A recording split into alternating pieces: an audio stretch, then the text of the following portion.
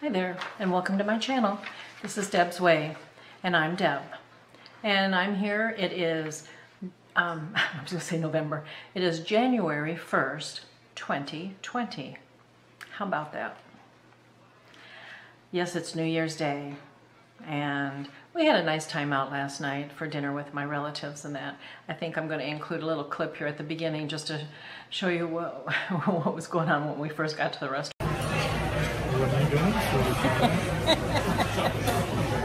We are at Texas Roadhouse for dinner tonight.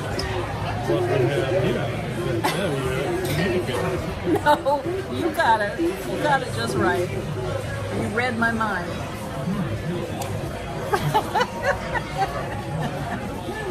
Anyway, we're waiting for my brother and sister-in-law to have dinner, a little toast, and then home for our own little toast at home at midnight. It's crowded in here, it's packed. I think a lot of people have the same idea we did. But anyway, I'll talk to you later. And it was packed. I mean, this restaurant usually is not open during the day at all. It opens at 4 in the afternoon. And they had, they did have special hours yesterday, that's true. But anyway, usually around 4 o'clock. We go before 5, typically for dinner, and there's hardly anybody there. Well, last night, yesterday evening, it was packed. But it was a lot of fun. We got right in, we got the waitress that we like to have, and we had great food and great company. We had a good time and a very nice visit and a nice way to usher in the new year for us. So anyway, I hope you all enjoyed your evening too, and that today is not too bad, that you're not suffering too much. Well, I guess it's on you if you are, but anyway.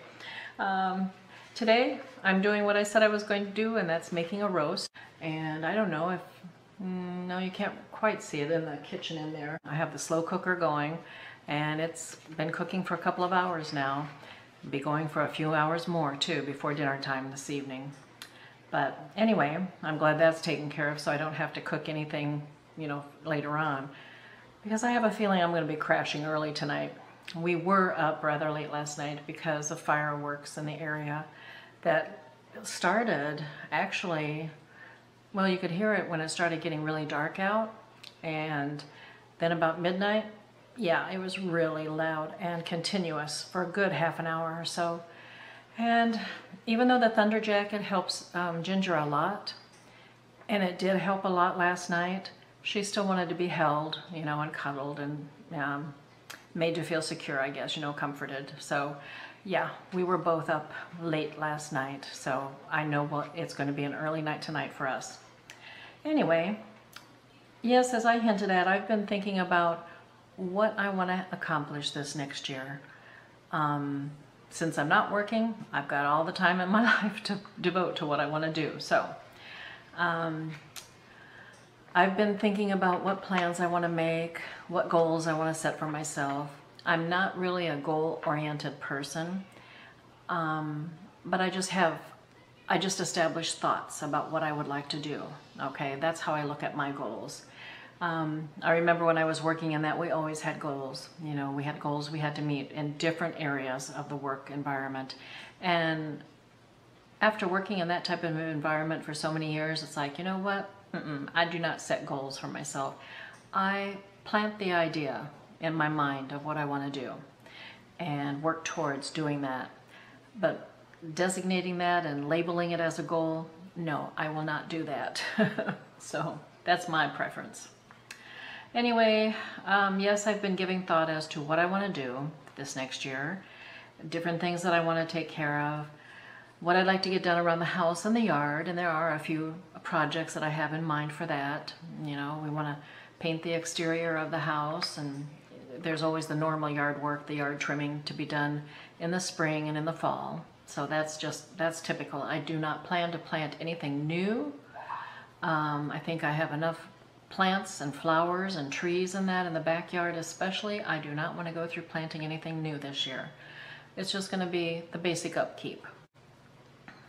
I've thought about what sewing projects I want to work on, what type of sewing classes I want to take, you know, and that includes knitting classes as well. trips that I want to make, places I want to go to, places I want to visit. And I tell you, possibilities are endless. There are, at least I have things in mind to do. You know, I've always been that way. I always have. It's not a dreamer. I wouldn't consider myself to be a dreamer. I just kind of think about what I'd like to do and set about trying to make that happen. I don't think there's anything wrong in that. If it doesn't work out, maybe next year it will, you know. But for right now, yeah, I have certain things in mind that I want to do. At the top of my list is ways that I can improve myself, make myself the best that I can possibly be. And that means health-wise, diet-wise, exercise-wise, you know, everything that will gel together to make me, a better person, a healthier person for this new year. No matter how old I get to be, I still consider myself to be a work in progress. And I want to keep working at myself so that I will keep progressing, you know, or progressing. I feel like I'm always evolving with new ideas of things to do for me and in my life. So, you know, I think when you stop thinking about things like that, well, you're done, I guess. I know already that, yes, I'll come up with a variety of sewing projects. I've already got a couple in mind, and that includes clothes sewing. Also, I have joined groups, sewing groups, a neighborhood sewing group, and then another group that the lady who used to own the quilt shop in my local area started up a sewing group in her church, and so I'm going to be attending that. And they quilt, and they also do other sewing as well, but I have some quilts that I do need to finish up, so I might take advantage of joining that group and finishing up the quilts I've got and go from there. And then the neighborhood sewing group, yeah, those ladies will help with anything. And there's one lady especially that has different craft ideas in mind, and she comes to each session and teaches everybody attending who wants to learn whatever craft she's brought to teach us. And that sometimes are really kind of interesting things to learn too. So that kind of keeps me going as well. I love to take classes. It's my way of socialization, and I learn something new every time I go there. And I have a good time too, just visiting with everybody. Also, when I go to the neighborhood sewing meetup, that's held at Joann's in their training room that isn't being used on that particular day. And so we have full use of that room for a couple of hours. And if you do any shopping, you get a discount. So it's a good place to start with. That's a good incentive to go to class in the neighborhood group. That's where I had that one lady teach me how to make a pattern. I still have to tweak that top, okay? And I will get to that. I will be doing that because I would like to make other pieces of clothing too. Most of the clothing I make nowadays I wear around the house. And I started out with making a pair of lounging slacks. And I made several pairs, and I still wear them around the house. But I would even say that the last dress that I made was for a dog show that I showed a Shetland sheepdog in. And it was a special theme to the show, Hearts and Flowers, or Hearts and Roses it was. And I had found material that had hearts on it and flowers that looked like roses. And so I made a dress with a little jacket, and I wore that dress to the show and showed my dog. That was the last piece of clothing that I made that I wore out in public. And that was well over 10 years ago. But I would like to get back to that point too, where I make tops. I don't know, maybe slacks too, but I wear jeans a lot, so I don't really care about that too much. But I will be sewing some clothing yet as well, okay? As far as other sewing projects, yes, I still intend to continue on with attending the knitting class that I've been going to. As long as I feel inspired to work on something and I learn something new, I'm going to keep with it. I enjoy the class. The teacher's fantastic. And the two other ladies that are in the class with me are very nice. And we get along just fine and have a great time. When we start back up in February, we were talking about doing baby booties. And yes, I did start a pair of booties a couple months ago, but I haven't worked on them since. And so I'll be holding those until February and taking that to class and learning how to finish up. Another lady in the class has already worked on a baby hat. So I've got that pattern. I'm going to start working on that. And I thought, I don't have anybody to give these booties to. Don't have anybody to give a baby hat to either. But I thought, why not do up a couple of sets?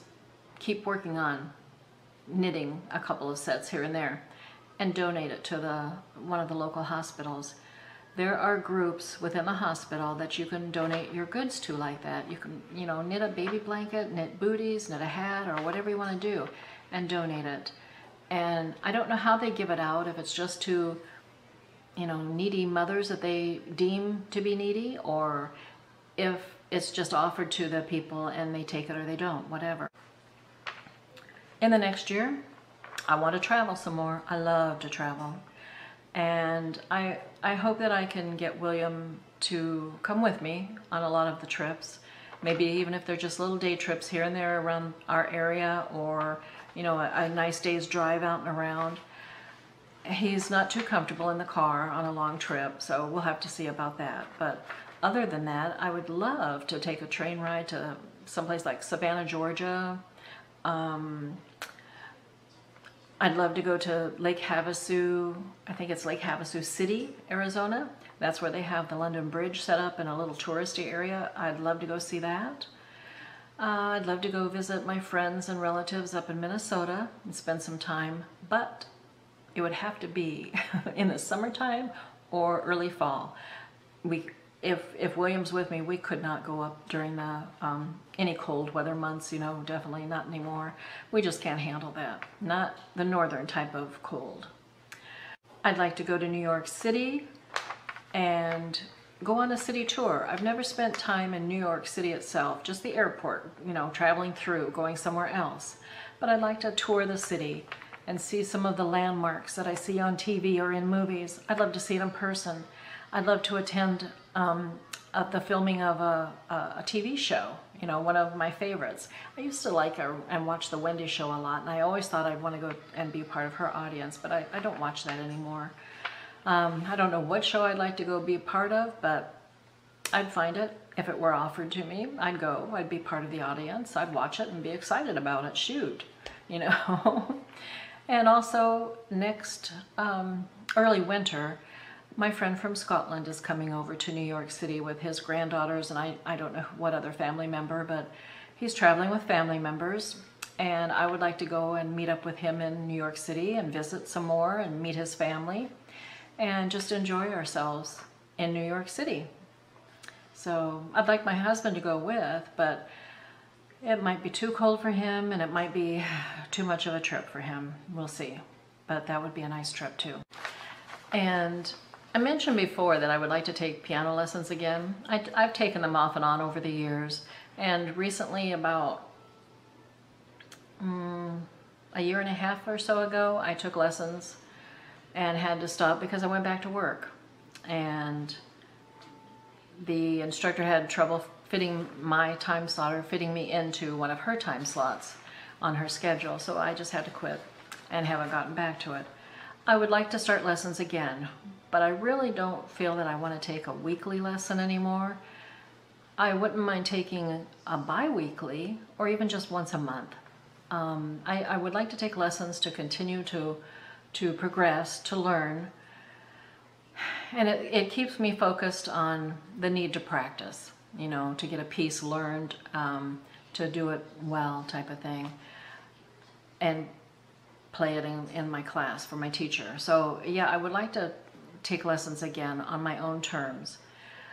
It's kind of hard to find a teacher though that will take you on for only maybe 1 or 2 times a month. And I understand that. Financially, they look forward to having a weekly student, and that's well understood. That's just not something that I want to commit myself to right now. So I'm still looking, and hopefully I'll find a teacher that will accommodate my needs.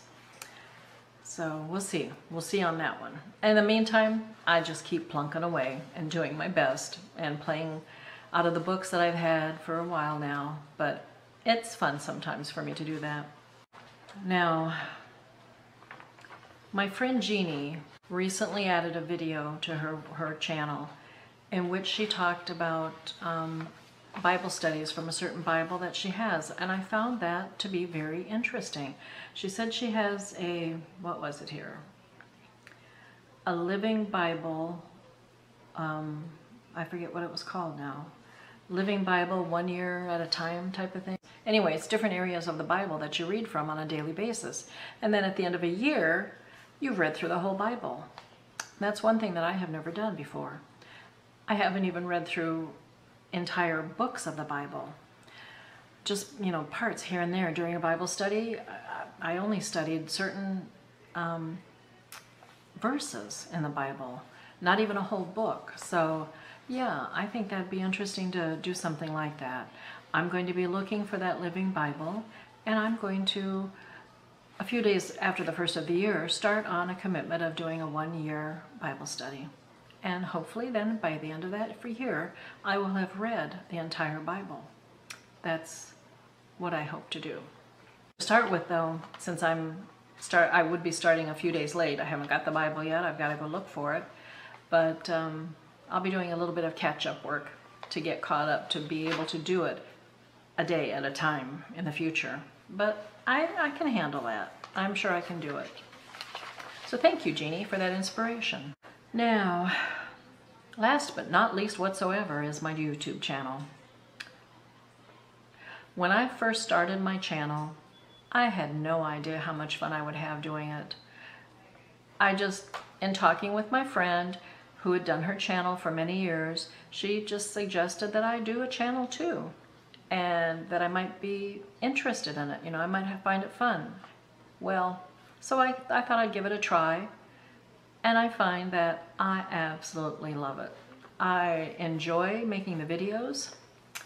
I keep busy making the videos and then editing and then, you know, scheduling them and that sort of thing.